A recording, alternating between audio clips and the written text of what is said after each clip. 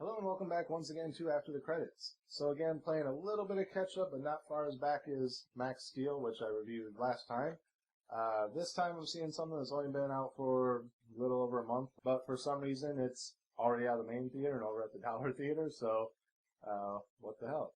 Usually they wait a couple months before they push something over to the Dollar Theater, but this one's over there, so it was originally on my list of things to watch last month that I didn't get around to seeing, so now I can see it. And that is Shut-In. So what did I think of Shut-In? A little predictable, but not quite the way I thought it was going to end. First of all, I don't know why it's called Shut-In, because the characters in it aren't really shut-ins. Shut-in is kind of someone who doesn't ever go outside the house for any reason. They have like everything delivered to them. They don't even really like entertaining other people in their house or like really opening the door for anyone unless they absolutely have to.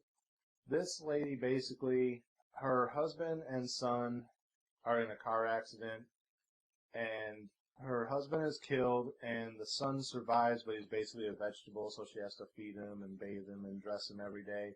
And then she just kind of parks him in front of the TV all day.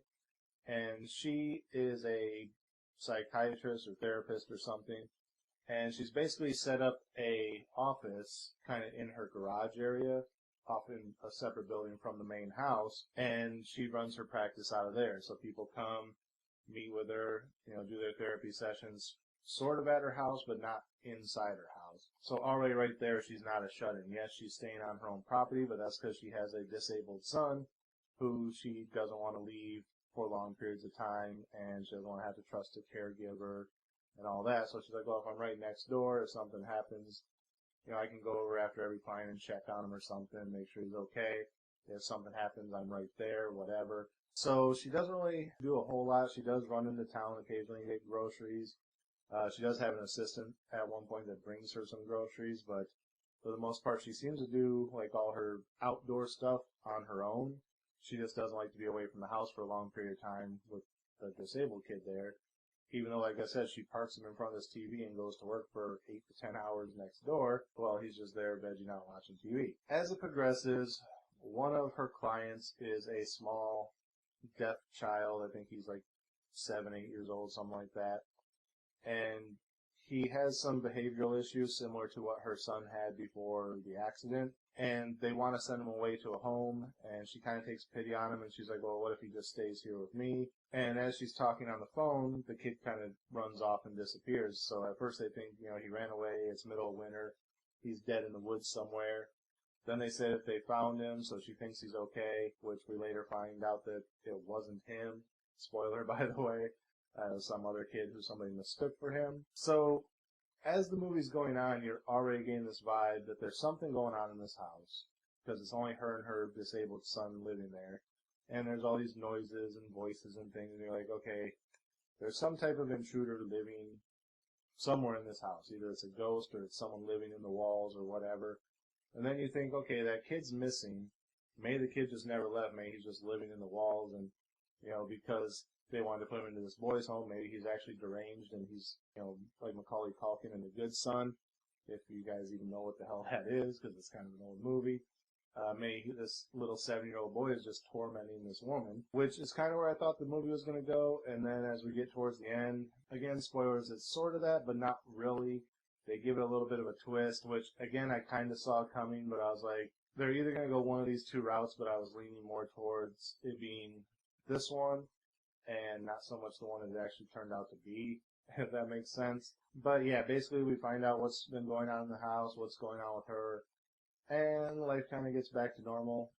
Happy ending, I guess, sort of. Again, don't want to spoil too much of it for you, but there is a twist at the end. But for the most part, it's kind of what they lead you to believe it's going to be, but not really. So, yeah, there's not much else to say about it other than that. Again, I don't know really why they're calling it Shut-In, because they're not really shut-ins, but whatever, it's a movie title. So, like I said, not much else to say about it other than that, without spoiling too much of it. What would I give it as far as a star rating?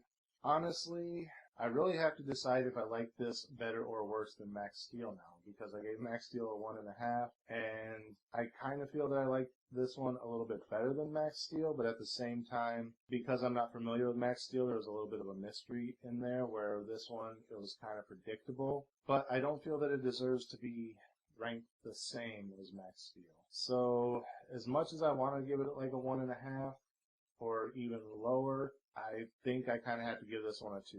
And that's only because I ranked Max Steel 1.5, and I found this one minutely more enjoyable than Max Steel. Like I said, Max Steel's only downfall was it was an hour and a half of no Max Steel until the last 10 minutes, and this one, the main downfall was it was overly predictable. You knew what was going to happen from the start, how it was set up. They did give you a little bit of a twist, so it gets a bump for that, but the twist wasn't quite enough to really make me go, oh my god, I didn't see that coming. It was like, oh, that was one of the two options. I was just weighing more on one side than the other. So yeah, I think I'm gonna give it a 2. So that's it for this episode. Again, as always, thank you guys for watching. Remember to like, comment, subscribe, share the video. The links are in the description. Also, hit that bell up there. Make sure you get notifications when I post these new videos. Because for some reason YouTube decided that subscribing wasn't enough. Now you have to tell them that you want to know when your subscriptions put up new stuff. I don't know. YouTube will figure it out. I leave that to the bigger names to figure out, not me. Once I get like 50 bajillion viewers like some of these other guys, I might start voicing that opinion more. Probably not, honestly. But yeah, so that's it. Do all that stuff I just said, and until next time, we'll see you after the credits.